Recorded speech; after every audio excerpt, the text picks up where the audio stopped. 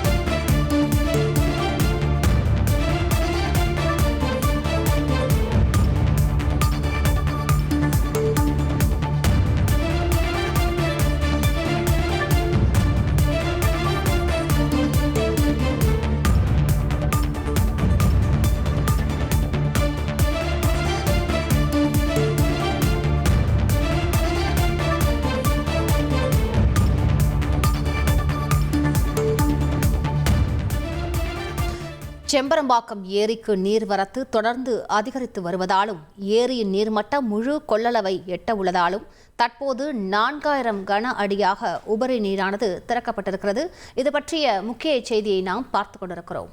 Thirukumaran entertainment CV. Kumar மற்றும் தங்கம் cinemas Thangaraj தயாரிப்பில் சூது கவ்வும் 2 December 13 முதல் உங்கள் அபிமான திரையரங்குகளில்.